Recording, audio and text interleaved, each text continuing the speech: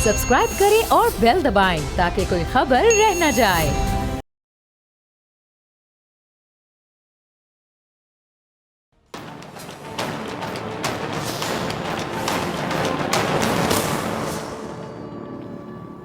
अस्सलामुअलैकुम नाज़रीन, मैं हूं डॉक्टर फ़िज़ा अकबर खान और मैं हूं पाकिस्तान और आप देख रहे हैं पाकिस्तान के सबसे बड़े न्यूज़ चैनल का नंबर 1 प्रोग्राम ऐसे नहीं चलेगा।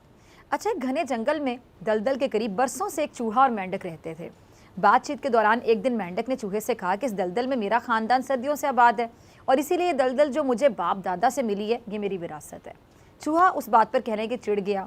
उसने कहा कि मेरा ख़ानदान भी यहाँ सैकड़ों साल से आबाद है और मुझे भी ये जगह अपने बाप दादा से मिली और ये मेरी विरासत। अब ये सुनकर मेंढक गुस्से में आ गया और दोनों में तू मैं लड़ाई शुरू हो गई। बात इतनी बड़ी कि उनकी दोस्ती में फ़र्क आ गया और दोनों ने एक दूसरे से बात करना ही छोड़ दी। अब एक दिन क्या होता है कि चूहा मेंढक के पास से गुजरा तो मेंढक ने चूहे पर आवाज़ें कसना शुरू कर दी जो चूहे को बहुत बुरी लगी। उसके बाद चूहे ने ये किया कि वो घास में छुप कर बैठ जाता और जब मेंढक वहाँ से गुजरता तो उस पर हमला कर देता। आखिर तंग आकर एक दिन मेंढक ने कहा कि ए चूहे, तू चोरों की तरह क्या छुप छुप के हमला करता है? हिम्मत है तो सामने मैदान में आ ताकि खुलकर मुकाबला हो जाए, तुझे मेरी कुव्वत का पता चले। अच्छा, चूहे ने मेंढक का ये चैलेंज कबूल कर लिया और दूसरे दिन सुबह मुकाबले का वक्त मुकर्रर हुआ। अब मुकर्ररा वक्त पर एक तरफ से चूहा निकला, उसके हाथ में पौधे का एक लंबा सा तिनका था और दूसरी तरफ से मेंढक आगे बढ़ा, उसके हाथ में भी एक ऐसा ही तिनका था। दोनों ने एक दूसरे पर ज़ोरदार हमला किया और दोनों एक दूसरे से लड़ने लगे। अब ये लड़ाई जारी थी कि दूर हवा में उड़ती हुई एक चील ने देखा कि एक चूहा और मेंढक आपस में लड़ रहे हैं। चील तेज़ी से उड़ती हुई नीचे आई और एक झपट्टे में दोनों पहलवानों को अपने तेज़ नोकीले पंजों में दबा कर ले गई। अब वहाँ ना चूहा रहा ना मेंढक, लेकिन दलदल अब भी मौजूद है।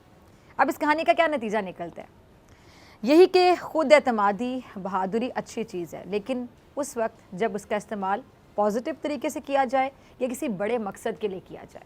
जब मकसद दरमियान से निकल जाता है और ज़ाती मुफादात और मनफी रवैये दरमियान में आ जाते हैं तो फिर यही जो खुद एतमादी है और बहादुरी दिखाने वालों को लेने के देने पड़ जाते हैं। यानी कहने के फ़ायदे के बजाय उल्टा नुकसान उठाता है इंसान, और इसका फ़ायदा जो है ना वो मुखालिफिन उठाते हैं, बल्कि कह दूँ कि खूब उठाते हैं तो गलत नहीं होगा। अच्छा, कहानी से निकल कर हकीकत पर नज़र डाल लेते हैं तो इस वक्त सियासत में भी यही सब कुछ हो रहा है। PDM के इब्तदाई दिन आपको याद है? शुरू के दिन बड़ी खुद एतमादी थी, बड़ा ताकत का गुरूर था, हुकूमत गिराने आर या पार के दावे थे, लेकिन सब कुछ क्या हुआ? धरा का धरा रह गया। कहाँ गए वो सारे दावे? क्योंकि अवामी मुफाद की बजाय ज़ाती मुफादात को आगे रखा गया। और इस PDM में भी सबसे ज़्यादा बढ़ के किसने मारी थी? नून लीग ने। और अब वही नून लीग, मुस्लिम लीग नून इस वक्त आपस में लड़ रही है, उनमें आपस की लड़ाई चल रही है। एक तरफ शहबाज शरीफ साहब का मुफाहमत का नज़रिया, दूसरी तरफ नवाज़ का मज़ामत का बयानिया। यानी एक तरफ छाँव कह लें, दूसरी तरफ तपती धूप कह लें। एक बयानिए का मुँह कह लें कि मशरिक़ की तरफ है, दूसरे का मगरिब की तरफ है। जब क़यादत लंदन में बैठी हो, बड़े और सीनियर जो रहनुमा हैं उन्हें भी पार्टी पॉलिसी समझ ना आ रही हो, तो आप खुद अंदाज़ा कर सकते हैं कि ऐसे पार्टी कैसे चल सकती है। और इसी तनाव में पूरी नून लीग फंसी है और नून लीग के कायद कहते हैं कि नून लीग उनकी जमात है और इसमें फ़ैसला भी उनकी मर्ज़ी का चलेगा। और शहबाज शरीफ साहब की राय ये कि बस बहुत हो गया, अब रियासत मुखालिफ बयानिया नहीं बल्कि मुफाहमत का दौरानिया चलेगा। अब इस सारी कशीदा सूरत हाल में फ़ायदा हो रहा है तो सिर्फ नून लीग के मुखालिफिन को। नून लीग के अंदर क्या चल रहा है इस पर मज़ीद आगे जाके बात करते हैं। अब आप देखिए, चूहे और मेंढक की कहानी की तरह PDM में भी कोई भाई भाई नज़र नहीं आता, अब ना कोई बहन भाई बनने को तैयार है। अब इस इत्तेहाद में भी लड़ाई चल रही है।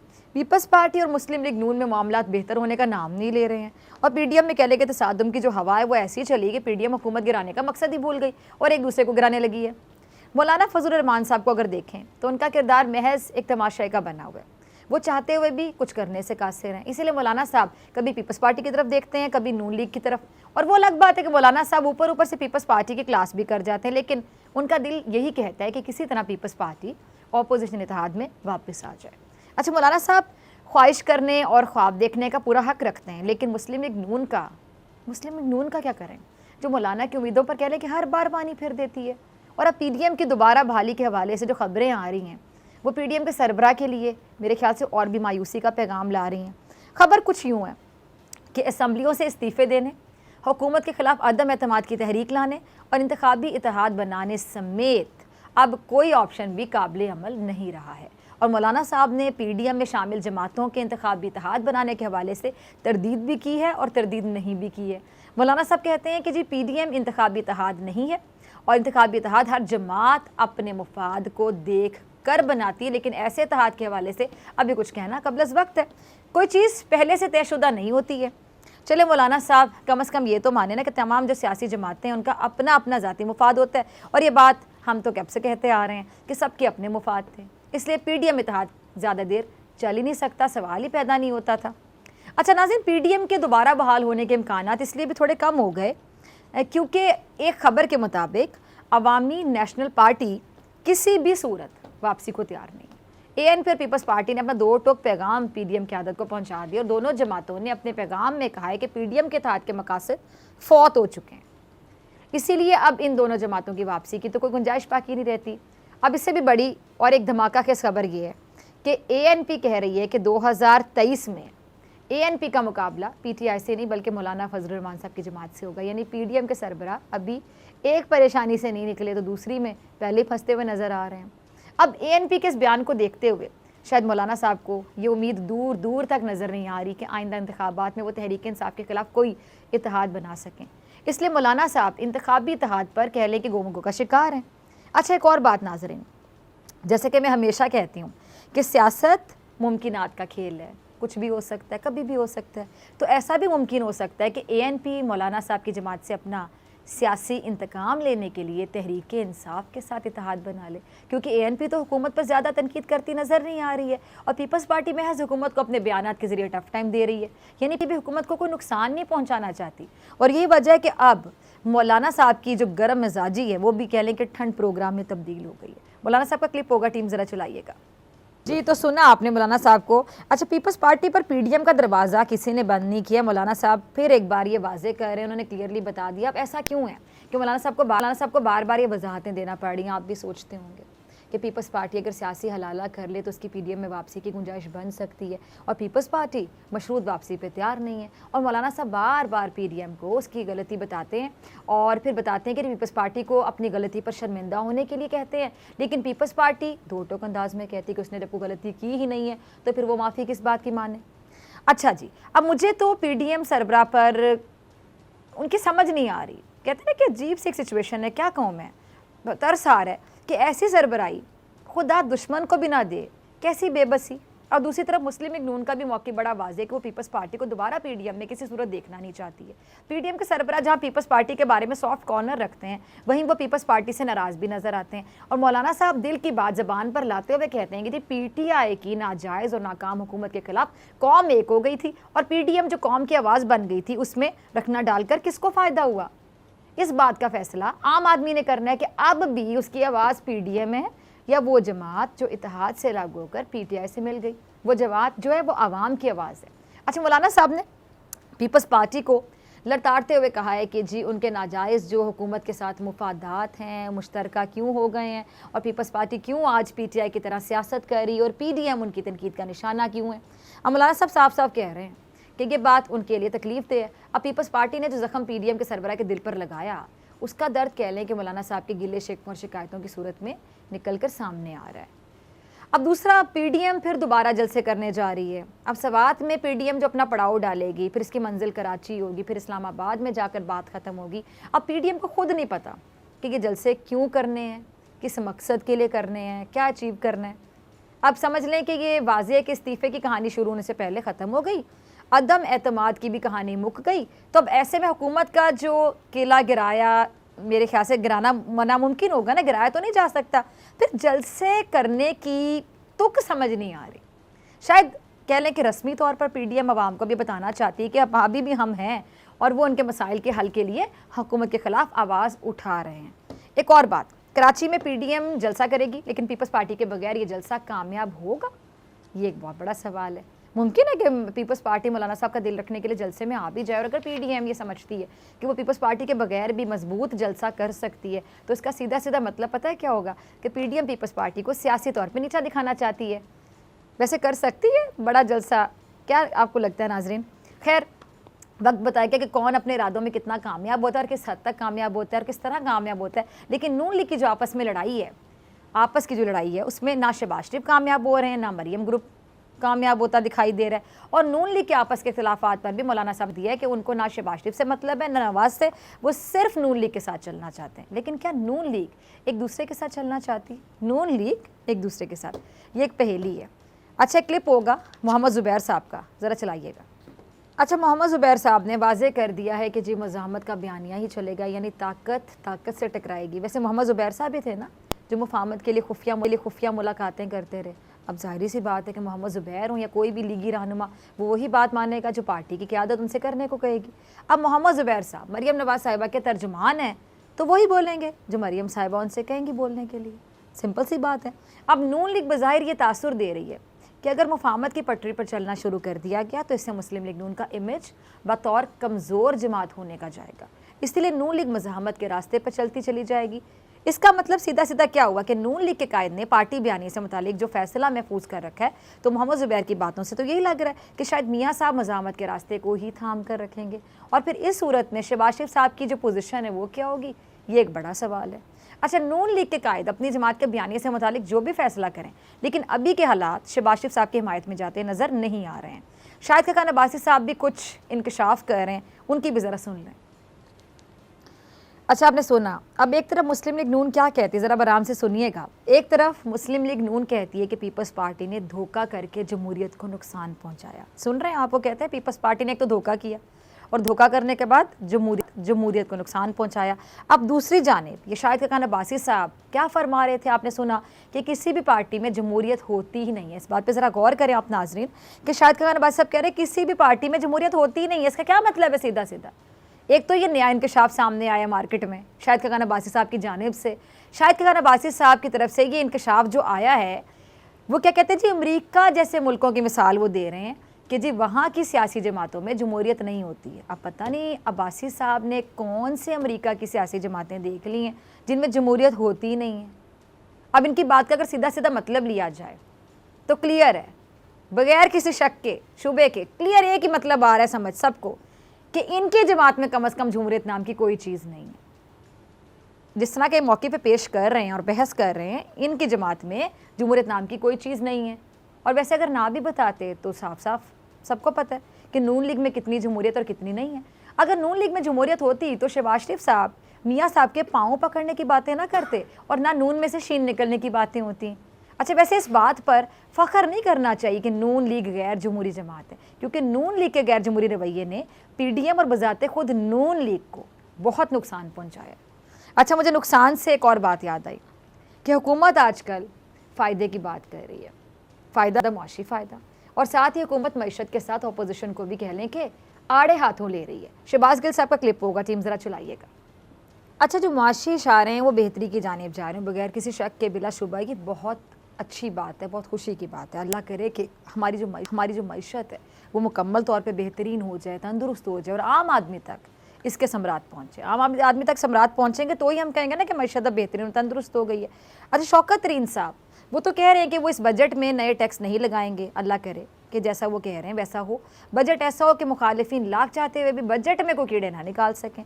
अब शहबाज गिल साहब नून लीग पर तनकीद के कह लें कि बाउंसर बरसा रहे हैं। क्या कह रहे हैं कि नून लीग मईशत पर झूठा प्रोपेगेंडा कर रही है, नून लीग आवाम को गुमराह करने की कोशिश कर रही है, लेकिन इसको अपने मकसद में ज़रा भी कामयाबी नहीं मिलेगी।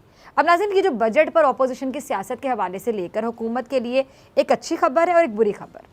आपको मालूम है कि 11 जून को बजट पेश किया जाएगा और इसी तारीख को एक और चीज़ होगी, क्या, जहांगीर तरीन साहब की पेशी है। और हुकूमत को ख़तरा तो है कि कहीं जहांगीर तरीन साहब ग्रुप जो है बजट के दिन कोई बड़ी गेम ना डाल दे, लेकिन हुकूमत ने अभी तक इस हवाले से ख़तरा को महसूस नहीं किया, क्योंकि वफाकी वज़ीर कहते रहे हैं कि बजट के मामले में जहांगीर तरीन ग्रुप जो है वह हुकूमत का साथ देगा। अब हो सकता है कि हुकूमत जैसा सोच रही वैसा ही हो, लेकिन हुकूमत के लिए अच्छी खबर ये कि अपोजिशन चाहते हुए भी बजट पर शायद कोई सियासत ना कर सके, क्योंकि ख़बर ये है कि बजट के मामले पर पीपल्स पार्टी मुस्लिम लीग नून पर एतमाद करने को तैयार नहीं है। और इसकी वजह पीपल्स पार्टी ये बताती है कि गुज़िश्ता बजट पर भी नून लीग ने पीपल्स पार्टी के साथ धोखा, कहीं ऐसा ना हो कि अपोजिशन आपस की लड़ाई में सब कुछ खो दे, क्योंकि इख्तलाफात के तूफ़ान जब आते हैं तो उनमें अपोजिशन की सियासत पूरी तरह घिरी हुई दिखाई दे रही है आपको इन तूफ़ानों में, और जो खुद ख़तरे में हो वो दूसरे का क्या बिगाड़ सकता है। इसलिए आसार यही है कि बजट के मौके पर भी अपोजिशन का वार नहीं चलेगा। मिलते हैं ब्रेक के बाद।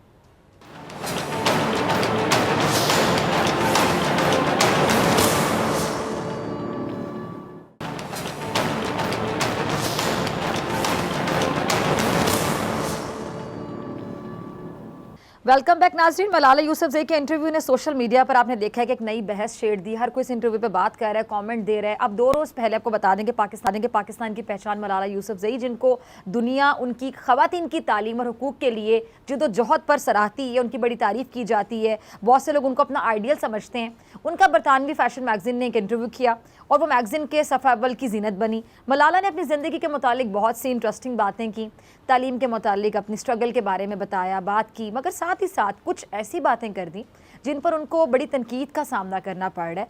अच्छा, वो बात क्या थी जिस पर ज़्यादा तनकीद हो रही? मलाला का शादी के मुतालिक एक नज़रिया इस मुल्क के कल्चर और इस्लामी नज़रिए से मुताबिकत नहीं रखता। मलाला का कहना है कि जी मुझे समझ नहीं आता कि लोगों को शादी क्यों करनी पड़ती है। अगर आपको ज़िंदगी में एक साथी की ज़रूरत है तो इसके लिए शादी के कागजात पर दस्तखत क्यों करना पड़ते हैं? ये महज एक पार्टनरशिप क्यों नहीं हो सकती? अब मलाला के इस बयान ने काफ़ी सवालात खड़े कर दिए हैं और बहुत से लोग तनकीद भी कर रहे हैं, सवाल भी उठा रहे हैं, क्योंकि मलाला बैनुल-अक़वामी सतह पर पाकिस्तान की नुमाइंदगी करती हैं, पाकिस्तानी के नाम से पहचानी जाती हैं, पाकिस्तान के नाम से पहचानी जाती हैं। मगर सवाल ये उठ रहा है कि क्या उनके नज़रियात जो हैं मगरबी होते जा रहे हैं? क्या मलाला को मगरिब की हवा लग गई है? जबकि एक तबके की राय ये है कि मलाला जो भी कहें, जो मर्ज़ी बोलें, इससे किसी को कोई लेना देना नहीं, किसी को कोई मसला नहीं होना चाहिए। ये उनका ज़ाती मामला है। क्या ये ज़ाती मामला है, या फिर जब आप अपने वतन की नुमाइंदगी कर रहे होते हैं कहीं पर, अपने वतन के नाम से जाने जाते हैं, अपने मज़हब के नाम से जाने जाते हैं? और मज़हब से ज़्यादा मैं इस टाइम पे पाकिस्तान के हवाले से बात करना चाहूँगी कि सोशल पॉइंट ऑफ व्यू से या सोसाइटी के हवाले से अगर हम बात करें कि इस बात का, इस नज़रिए का माशरे पर क्या असर हो सकता है, ये माशरे में कितना बिगाड़ पैदा कर सकता है इस तरह का नज़रिया। इस पर बात करने के लिए मेरे साथ मौजूद हैं बहुत नामवर टीवी होस्ट मतीरा। मतीरा, बहुत शुक्रिया ज्वाइन करने के लिए। मतीरा, आपने बयान सुना, फिर आपने भी इस पर बात की। वालेकुम अस्सलाम, आई होप आप खैरियत से होंगी। मतीरा, ये मलाला के बयान पर काफ़ी ज़्यादा तनकीद का सामना करना पड़ रहा है मलाला को। सोशल मीडिया पर बहुत लोग डिस्कस कर रहे हैं, बल्कि आपने भी इस हवाले से अपनी राय का खुलकर इजहार किया। तो आप कैसे देख रही हैं ये मलाला का जो नज़रिया है? जो लोग कहते हैं जी मलाला की मर्ज़ी, वो जो मर्ज़ी बोलें, लेकिन आपको लगता है कि जब हम कोई टीवी पर आता है, या मलाला ने कितना नाम बनाया, पाकिस्तान की पहचान है मलाला, तो उस लेवल पर जाने के बाद मलाला पाकिस्तान की नुमाइंदगी क्या नहीं कर रही? वो जो भी बोलेंगी उनकी मर्जी, जो भी कहेंगी उनकी मर्जी। आई थिंक बहुत सारी, जैसे हमारी जो यंग जनरेशन है ना, उनको फॉलो करती है, ठीक है। अब मलाला ही ये बोलेंगी दैट यू नो पार्टनरशिप करनी चाहिए, एंड इनडायरेक्टली बहुत ही ढके छुपे अल्फाज में जो मुझे ये लगता है that she is kind of promoting live in relationships, जो पहले वेस्टर्न कल्चर में भी नहीं था, अभी वो आ गया है। लेकिन अगर आप देख रहे हो, जितने भी कैथलिक्स है, Christians, they believe in marriage, even the Hindus believe in marriage. तो yes, marriage is a very strong thing जो हर इंसान की ज़िंदगी में होता है। और अगर यही इन चीज़ों को प्रमोट नहीं करेगी, हमारी यंग जनरेशन को ये दिखाएगी that marriage is like okay, तो आई डोंट थिंक सो ये इतना पॉजिटिव है, क्योंकि उनके पास एक बहुत ही बड़ा प्लेटफॉर्म है। और जो वो बोलती है, हमारे बच्चे उस चीज़ को अपनाना चाहते हैं। They look at her as a leader. So I think उनको थोड़ा सा सोच समझ कर बोलना चाहिए, उनकी राय जो भी हो, लेकिन फिर भी सबके लिए एक साथ ये नहीं बोल देना चाहिए दैट दिस इज। उन्होंने बेसिकली एक लाइन खींच दी that do we actually have to get married. इन्होंने ये एक सवाल उठा दिया है जो नहीं होना चाहिए, because I think marriage is a blessing. ठीक है, आपने बहुत प्यारी बात की। अच्छा मतीरा, एक चीज़ देखकर मुझे बड़ी हैरानी हो रही थी, बड़ी परेशानी हो रही थी कि बतौर मुआशरा पता नहीं हम कहाँ जा रहे हैं, कि आपने जब मलाला की इस बात पर आपने भी तनकीद की और आपने कहा कि नहीं ऐसा नहीं होना चाहिए, निकाह या शादी होनी चाहिए। आपने बड़ी प्यारी बात की, अपने तमाम मज़ाहिब को मेंशन किया कि सिर्फ इस्लाम में नहीं बाकी मज़ाहिब में भी शादी का कॉन्सेप्ट है, और ये बहुत अच्छी बात है। लेकिन बहुत से लोग ये एक्सपेक्ट नहीं कर रहे थे कि मतीरा ये बात करेंगी, यानी आप लिबरल हैं, आपका इस तरह का एक इमेज है, तो लोगों को लगता है कि मतीरा ऐसी बात क्यों करेंगी। तो इस पर आप ज़रा, मैं चाहती हूँ कि नाज़रीन को आज जवाब दें कि लोग ऐसे क्यों एक्सपेक्ट करते हैं किसी से भी कि आप इस बारे में ये राय रखेंगे या वो राय रखेंगे। आई थिंक लोग ज़्यादातर जज कर रहे होते हैं that she dresses like this, मैं इतनी मॉडर्न हूँ तो बिल्कुल ये चीज़ें मेरे लिए मैटर नहीं करती। लेकिन चंद चीज़ें बहुत सारे लोग के लिए मैटर करती है। जैसे मेरे बच्चा, I would really tell my kid to go for a nikah. और जिस तरह लोग बोलते हैं दैट निकाह इज़ अ सुन्नत, एंड किसी के साथ एक रिलेशनशिप में अगर आपको प्यार है किसी से एंड यू वांट टू आगे अपनी ज़िंदगी आपको नज़र आ रही है, तो आप एक हलाल तरीके से why don't you do it, because it is just a small thing, it's a blessing from God. तो आई थिंक काम में भी आपको ब्लेसिंग चाहिए होती है, हर चीज़ में आपको ब्लेसिंग चाहिए होती है, और नई ज़िंदगी किसी के साथ शुरू करने के लिए तो ऑफ कोर्स अल्लाह की ही ब्लेसिंग चाहिए होगी ना, दुनिया की तो नहीं।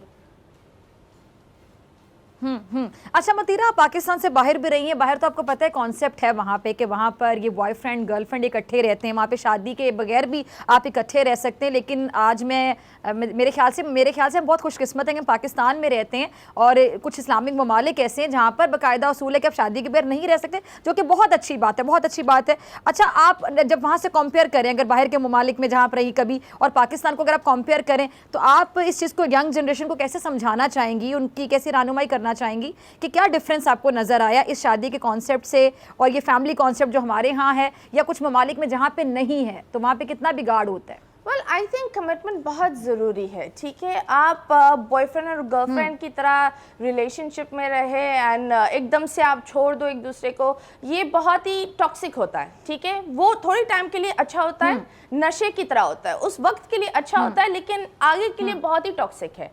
सो अगर आप एक व्हाट डू यू कॉल निकाह या मैरिज या एक प्रॉपर कमिटमेंट के लिए जा रहे हो, तो एटलीस्ट आपको पता होता है दैट ये मेरी कमिटमेंट्स है, ये मुझे करना पड़ेगा, ये मेरी जिम्मेदारियां हैं और ये मेरी लिमिट है।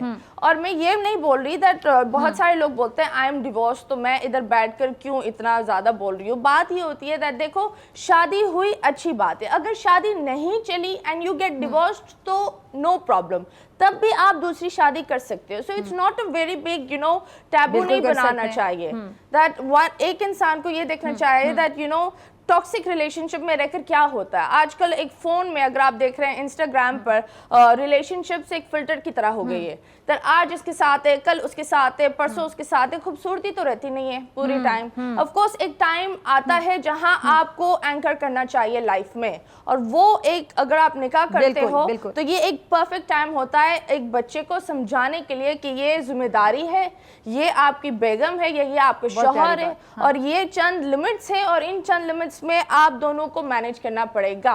शादी चली तो बिस्मिल्लाह, नहीं चली तो नो प्रॉब्लम। यानी एटलीस्ट आप उसे एक अच्छे रास्ते का इंतखाब तो करते हैं, फिर आगे आपकी किस्मत है वो चलता है नहीं चलता। अच्छा मदीरा, आपने एक नया सब्जेक्ट खोल दिया, आपने बड़ी अच्छी बात की। मैं चाहती हूँ आप इस बात का फ़ायदा उठाते हुए मैं आपसे ये भी जानूँ, ताकि अगर रहनुमाई हो सके, कि बहुत से लोग ये कहते हैं कि जी अगर तलाक हो गई, डाइवोर्स हो गई, रिलेशनशिप खत्म हो गया, शादी खत्म हो गई, शादी टूट गई, तो औरत पे तनकीद शुरू कर दी जाती है। अच्छा इसका तो किरदार अच्छा नहीं था, ये तो ऐसी थी वैसी थी। मर्द पे भी तनकीद होती है, लेकिन हमारे अनफॉर्चुनेटली औरत को तनकीद का निशाना बनाया जाता है रिलेशनशिप टूटने के बाद। तो ये लाजमी तो नहीं कि अगर आपका रिलेशनशिप नहीं चल सका तो आपके किरदार में कोई फॉल्ट था, आपके करैक्टर में कोई फॉल्ट था। ये भी तो हो सकता है कि दो लोगों की अंडरस्टैंडिंग नहीं हो सकी, ये भी हो सकता है कि दोनों एक दूसरे के लिए इतने टॉक्सिक साबित हो रहे थे या एक दूसरे को इतनी टेंशन दे रहे थे कि दोनों ने समझदारी से ये फैसला किया कि एक दूसरे को टफ टाइम देने से बेहतर है कि अलग अलग जिंदगी गुजार ली जाए। मैं बहुत से कपल्स को जानती हूँ जो तलाक के बाद भी एक दूसरे से अच्छे तरीके से मिलते हैं, बातचीत करते हैं, या उनमें से कोई बच्चा है तो बच्चे की वजह से वो फिर भी आपस में मिलते जुलते रहते हैं। उस बच्चे को माँ बाप दोनों की जरूरत होती है, लेकिन अलग अलग जिंदगी गुजार रहे हैं। तो क्या ये मैच्योरिटी का सबूत नहीं है? आई थिंक इसी तरह ही होना चाहिए। देखिए जिसके साथ आपने इतने अच्छे पल गुजारे हैं, ठीक है कोई बात नहीं, अगर वो आपके साथ एक ग्राउंड्स में नहीं है, आई थिंक दैट आप लोग को उन अच्छे पलों की रिस्पेक्ट के खातिर आप what you call, you should have a good contact, ठीक है। और अगर बहुत ही टॉक्सिक हो गया देन उस एक टाइम आता है लाइफ में जहां इंसान खुद को रिबूट कर सकता है। जितने भी यहाँ ख्वातीन और मर्द हज़रात देख रहे हैं, अगर ज़िंदगी में बहुत ही एक टॉक्सिक रिलेशनशिप रही तो प्लीज़ दुनिया का नहीं सोचे, अपने बारे में सोचे। आपके लिए आप खुद ही इम्पोर्टेंट हो। अगर आप सही होगे तो आप दुनिया का हर रिश्ता बेहतर अदा कर सकोगे। तो ये मेरे लिए मैं लोग को एक बात बोलूँगी that please look after yourself. और जितनी भी ख्वातीनें हैं मैं ये बोलूँगी, एक अब्यूसिव मैरिज में रहना इट्स एक्चुअली बैड। इससे बेहतर आप सिंगल रहो और अपने लिए कमाओ, अपने पाँव पर खड़े रहो, इंस्टेड ऑफ सेइंग दैट शौहर होना बहुत ज़रूरी है और शादी का एक व्हाट डू यू कॉल एक ताज होना बहुत ज़रूरी है, तलाक का लेबल नहीं चाहिए। ये सब दुनिया ने बनाई है। हम सारे जो लोग हैं ना, ये बैठकर ये जो गॉसिप्स कर रहे होते हैं काफ़ी लोग, दैट यार उसने तलाक कर दी, ये कर दी। लेकिन आई थिंक जब ऐसे स्टेप्स आते हैं लाइफ में, चाहे आपको किसी से शादी करनी है, आपको छोड़ना है, ये आप खुद के लिए सोचो। दुनिया के लिए सोचोगे तो फिर ज़िंदगी बर्बाद ही होगी। ठीक है। अच्छा, आपको क्या लगता है मतीरा कि जो मलाला ने बात की इसका क्या मकसद था? वो मकसद था जो समझा जा रहा है सोशल मीडिया पर, या उनके इस बयान को जो सियाको सबाक है उससे अलग करके पेश किया गया, जैसे कि उनके वालिद ने ट्वीट में वजाहत देने की कोशिश की है कि उनके कहने का मतलब ये नहीं था, ये था, और उसको ऐसे तोड़ मरोड़ के पेश किया गया, समझा ऐसे गया? आई थिंक थोड़ा बहुत शायद उन्होंने मैनिपुलेट किया होगा, बट अगर ऐसा भी हुआ है, पर आई थिंक दैट उनको क्लियर तो करना चाहिए। उनका वालिद क्लियर कर रहे हैं, वो कुछ नहीं बोल रही। हाँ। सो ये एक बड़ी एक ऑकवर्ड सी चीज़ हो जाती है। और सबसे पहले मैं I would really like to say that Pakistan ने मलाला को बनाया, I think that, and we love her. बिल्कुल। एंड जितनी भी हम औरतें हैं, हम उसको देखते हैं हमारे लाइक एक स्ट्रॉन्ग मेंटोर की तरह। सो आई थिंक उनको ये चीज़ों की एक होता है दैट अगर ये गलती हो भी गई या कुछ ऐसा हो भी गया, उनको ये चीज़ें क्लियरफाई कर देनी चाहिए। अब ये कोई पब्लिसिटी स्टंट था, क्योंकि लोग बोलते हैं every publicity is a good publicity, तो शायद इन्होंने ये रास्ता चुन लिया हो और बाद में आकर क्लियर आउट कर दे, या शायद क्लियर आउट भी ना करें। तो ये तो आई थिंक मलाला उनकी मर्जी। अच्छा, वैसे पब्लिसिटी स्टंट के हवाले से मैं ये कहना चाहूँगी कि मेरे ख्याल से जब ऑलरेडी आप इतने पॉपुलर होते हैं, इतने फेमस होते हैं, फिर इन्होंने स्टंट्स करने की क्या ज़रूरत है? और दूसरा मतीरा कि लोग जो कहते हैं मलाला ने बयान दिया, उनकी अपनी सोच है, या कभी मतीरा कोई बात कर दे, डॉक्टर फिज़ा बात कर दे, जितने भी लोग टीवी पर आते हैं, जितने लोगों को सुनने वाले जो भी हैं, जितने भी फॉलोअर्स हैं, खैर मलाला की तो इंटरनेशनल एक बहुत ज़्यादा व्यूवरशिप है, बहुत ज़्यादा लोग उसको सुनते हैं, लिस्टरशिप है। तो आपको नहीं लगता कि जब आप इतनी बड़े प्रोफाइल पर पहुँच जाते हैं, चाहे आपकी व्यूवरशिप पाकिस्तान के अंदर है, पाकिस्तान से बाहर है, इंटरनेशनली है, तो आपके ऊपर ज़्यादा रिस्पॉन्सिबिलिटी आ जाती है कि अब आपको देखकर लोग आइडियलाइज करते हैं, आपको देखकर लोग बहुत सी चीज़ें सीखेंगे, लोगों पर, मुआशरे पर आपकी बातों का असर होगा, तो ज़्यादा रिस्पॉन्सिबिलिटी नहीं आ जाती? बात करने से पहले सोचना चाहिए, इस तरह का बयान खासतौर पे देने से पहले सोचना चाहिए। आई थिंक अगर मतीरा ऐसा बयान देना तो समझ में आता, मलाला ने ऐसा बयान दे दिया, ये मुझे समझ में नहीं आया, बिकॉज मैं ऐसे भन कर सकती हूँ, but her doing this it's actually impossible. And I understand, मैं लोग को हमेशा ये बोलती हूँ दैट ठीक है, बाहर इंसान पढ़ता है, कपड़े जैसे भी पहने, लेकिन डीप डाउन आपके पास चंद रूल्स जो होने चाहिए, चंद ग्राउंड्स जो होने चाहिए, जो आप बिल्कुल भूलना नहीं चाहिए। And I think one is your religion and then of course your culture. तो ये चंद चीज़ें ये थोड़ा बहुत इधर उधर हो गए, she mixed everything up, and I think that she's a great lady, she's wonderful, she's powerful, but she's just putting the power at the wrong side। और शायद इसीलिए Yes. हाँ मतीरा, देखिए आप भी बार बार मेंशन कर रही हैं कि बड़े लोग उसको आइडियलाइज करते हैं, और आप भी कहती हैं कि आपके लिए भी एक रोल मॉडल है, वो मेरे लिए भी होंगे, बहुत से लोग उनको आइडियलाइज करते हैं, लेकिन इसीलिए मेरे ख्याल से इतनी तनकीद हो रही है कि लोग एक्सपेक्ट नहीं कर रहे थे कि मलाला के नज़रियात ऐसे होंगे और मलाला वहाँ जाने के बाद इस तरह की सोच का इजहार करेंगी।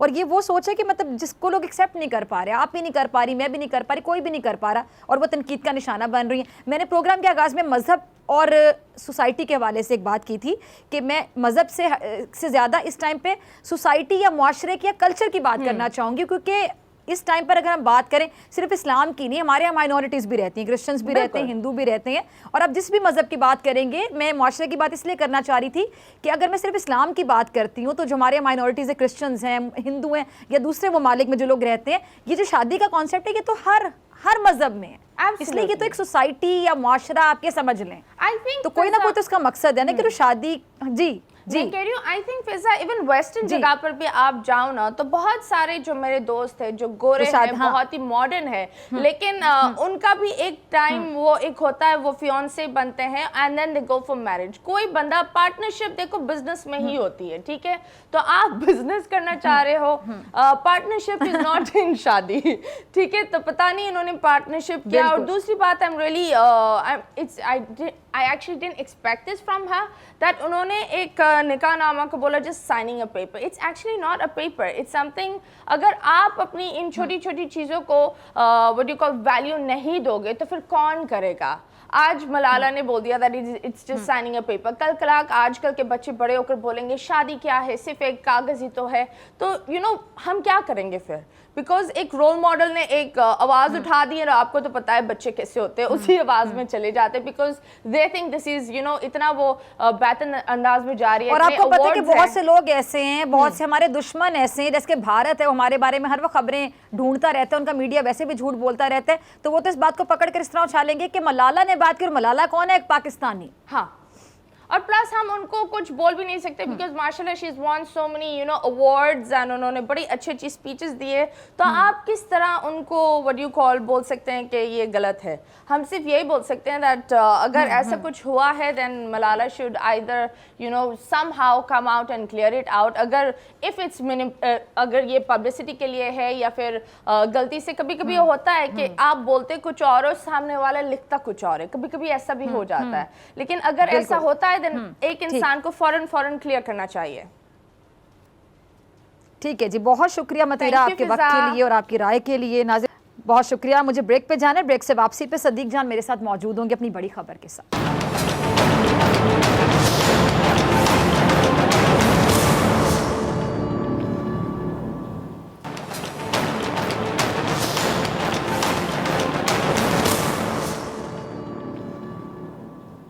वेलकम बैक नाज़रीन, सदीक जान अपनी बड़ी खबर के साथ मौजूद है। जी सदीक, क्या है आज की बड़ी खबर? जी 17 जून का आगाज़ हो चुका है, और आप जानती हैं कि 17 जून 2014 को एक अफसोसनाक सान्या पेश आया था, जब लाहौर में मॉडल टाउन में 14 बेगुनाहों को रियासती दहशतगर्दी के ज़रिए शहीद कर दिया गया था। और उसके बाद आपको पता है कि जो FIR हुई वो भी लॉन्ग मार्च करना पड़ा, एहतजाज करना पड़ा, और उस एहतजाज के बाद FIR दर्ज हुई। उस वक्त के आर्मी चीफ जनरल राहील शरीफ की मुदाखलत के बाद FIR हुई। और आपको ये भी याद होगा कि उस वक्त इमरान खान साहब सान्या मॉडल टाउन के जो लवाहकीन थे, जो मुतासरीन थे, पाकिस्तान अवामी तहरीक और तहरीक मिनाजुल कुरान उनके साथ थे। इमरान खान साहब बार बार अपनी इलेक्शन मुहिम में कहते रहे कि अगर मुझे इक़्तिदार मिला तो मैं मॉडल टाउन के लोगों को इंसाफ दिलाऊंगा और मॉडल टाउन के कातलों को मंतकी अंजाम तक पहुँचाऊँगा। इमरान खान साहब वज़ीर आज़म बनते हैं। उनके वज़ीर आज़म बनने के बाद एक बार फिर पाकिस्तान अवामी तहरीक और तहरीक मिनाजुल कुरान के लोगों को ये उम्मीद पैदा होती है कि अब सान्या मॉडल टाउन के जो मुतासरीन हैं उनको इंसाफ मिलेगा, शोधा को इंसाफ मिलेगा। लेकिन उसके बाद होता क्या है? उसके बाद एक तो जो जिम्मेदारान थे, जिनके ऊपर सवालात थे, उनको तरक्कियां दे दी जाती हैं, उनको ओहदों से नहीं हटाया जाता। दूसरा ये हुआ कि जो पुलिस के लोग मुलविस थे वो आज भी ओहदों पर विराजमान हैं। सान्या मॉडल टाउन का कोई एक भी मुबैना कातिल आज तक गिरफ्तार नहीं है। तीसरा मामला जो था वो अदालत से मुतल्लिका है कि डॉक्टर तालुल Qadri Supreme Court of Pakistan आते हैं। पहले बिस्मा अमजद जो हैं वो दरख्वास्त देती हैं साकिब निसार साहब को, साकिब निसार साहब उसके ऊपर 100 मोटो लेते हैं। उसके बाद दरख्वास्त समाअत के लिए मुकर्रर होती है। डॉक्टर तालुल कादरी खुद आकर दलाइल देते हैं, और उन्होंने 5 जजेस को कायल किया था, मुतमईन किया था कि नई JIT बननी चाहिए, दोबारा गैर जानिबदाराना तहकीकात होनी चाहिए। उसके बाद पंजाब हुकूमत ने एक कमिटमेंट दी, अहमद अवैस एडवोकेट साहब ने, नई पंजाब हुकूमत ने JIT बनाई। उस JIT को चैलेंज कर दिया गया मुस्लिम लीग नून के कुछ लोगों की जानिब से, और जो सान्या मॉडल टाउन में नामजद है उनकी जानिब से। जब उसको चैलेंज किया तो उसके ऊपर लाहौर हाई कोर्ट ने स्टे दे दिया और JIT को काम से रोक दिया। उसके बाद वो एक बहुत बड़ा मामला हुआ था, जजेस के कंडक्ट पे सवालात उठाए गए, यहाँ तक कहा गया अहमद अवैस एडवोकेट साहब की जानिब से कि हम ये मामला सुप्रीम जुडिशल काउंसिल में लेकर जाएंगे। लेकिन उसके बाद क्या होता है कि वो मामला दोबारा सुप्रीम कोर्ट ऑफ पाकिस्तान में आता है, और 13 फरवरी 2020 को चीफ जस्टिस पाकिस्तान जस्टिस गुलजार अहमद साहब, एजाजुल एहसन साहब और जस्टिस सजाद अली शाह साहब ये हुक्म जारी करते हैं कि 3 माह के अंदर अंदर लाहौर हाई कोर्ट ये फैसला करे कि जो नई JIT बनी थी उसको काम कर सकती है नहीं कर सकती, जो भी फैसला करने करें। अब 15 माह हो गए हैं, अभी तक वो फैसला नहीं हुआ जो सुप्रीम कोर्ट ने 3 माह में फैसला करने का हुक्म जारी किया था। अब जो एहतजाजी तहरीक नई शुरू होने जा रही है वो 17 जून से एहतजाजी तहरीक शुरू होने जा रही है। उसके 3 पॉइंट होंगे।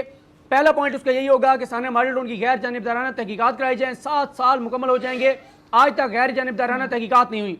दूसरा मुतालबा होगा इमरान खान साहब से कि जो आपके इख्तियार में, अदालत आपके इख्तियार में नहीं है, अदालत आपके मातहत नहीं है, लेकिन जो आपके इख्तियार में वो आप क्या कर सकते हैं? आप जो जिम्मेदारान थे उनको ओहदों से हटा सकते हैं, और आप अटॉर्नी जनरल पाकिस्तान खालिद जावेद खान साहब को कह सकते हैं कि वो लाहौर हाई कोर्ट में खुद पेश हों, बात करें, दलाइल दें, और वो अदालत को कन्विंस कर सकते हैं, कायल कर सकते हैं कि जल्दी इसका फैसला हो। तीसरा जो मामला है वो ये है कि जब ये अवामी तहरीक और मिनाजुल कुरान ने मुहिम चलाई थी इसके ऊपर, सान्या मॉडल टाउन के ऊपर, उनके ऊपर झूठे केसेस किए गए, झूठे केसेस बनाए गए, आज भी वो केसेस बरकरार हैं। इमरान खान साहब मजम्मत करते रहे उन केसेस की कि एक तरफ तो आपने जुल्म किया, आपने जबर किया, आपने लोगों को शहीद किया, दूसरी तरफ उनके लवाहिकीन पर आपने FIRs करवा दी, उनके कारकुनान पर FIRs करवा दी। वो झूठी FIR थी जो नूली के दौर में हुई थी। आज तक वो FIR जो 1 मिनट में पंजाब हुकूमत वापस ले सकती है, जो कि खुद इमरान खान साहब कहते थे कि वो झूठी FIR हैं, वो FIR भी वापस नहीं ली गई। तो अब ये मामला एक बार फिर शरीफ खानदान के खिलाफ जो है वो मुहिम शुरू होने जा रही है, लेकिन इस बार शरीफ खानदान के खिलाफ भी बात होगी, तहरीक इंसाफ पर भी सवालात उठेंगे और जो इंसाफ का निज़ाम है उस पर भी सवालात उठाए जाएंगे और पूरी एक मुहिम चलाई जाएगी कि सानिया मॉडल टाउन जिसको 7 साल मुकम्मल हो जाएंगे और आज तक जो बुनियादी मुतालबा था कि गैर जानिबदाराना तहकीकात करवाएं, गैर जानिबदाराना JIT बनाएं, जो JIT बनाई तहरीक इंसाफ की हुकूमत ने, वो उस JIT को भी काम से रोक दिया गया, वो मामला वहीं पर पेंडिंग है। तो 17 जून से ये जो मुहिम शुरू हो रही है, जो कोर कमेटी है पाकिस्तान अवामी तहरीक की, उसने ये फैसला किया है कि अब 17 जून से इस मुहिम को स्टार्ट करेंगे और आहिस्ते आहिस्ते इस मुहिम को आगे बढ़ाएंगे और इस सारी मुहिम में डॉक्टर तलल कादरी बराह रास्त जो है वो मुखातिब होंगे, तकरीर करेंगे। उनके जो बेटे हैं डॉक्टर हसन मोहिउद्दीन कादरी, डॉक्टर हुसैन मोहिउद्दीन कादरी, वो दोनों भी इसको लीड करेंगे। उनकी जो दीगर क़यादत है, शहर शहर जलसे होंगे, एहतजाज होगा और इस बार वो ये कह रहे हैं कि अब ये जो मुहिम स्टार्ट होगी इसमें हम तहरीक इंसाफ के ऊपर भी सवाल उठाएंगे, इनसे भी बात करेंगे, इनसे भी पूछेंगे कि आप तो बड़े दावे करते थे कि मॉडल टाउन वालों को इंसाफ देंगे, आपने इंसाफ क्या देना था? आपने तो उन लोगों को तरक्कियां दे दी जो मॉडल टाउन के जिम्मेदारान थे, जिनको पर सवालात थे, जिनको पर यह था कि ये प्लानिंग करने वाले थे। तो ये 17 जून से एक मुहिम शुरू होने जा रही है, देखते हैं ये मुहिम किस तरह आगे बढ़ती है। ठीक है जी, बहुत शुक्रिया आपका सदीक जान, अपनी बड़ी खजिए के लिए। इसी के साथ डॉक्टर फिज़ा अकबर खान को दीजिए इजाज़त। आपसे मुलाकात होगी इंशाल्लाह कल सेम टाइम सेम चैनल की। ज़िंदगी ने वफ़ा की, दुआओं में याद रखिएगा, अपना बहुत ख्याल रखिएगा। अल्लाह ने के बाद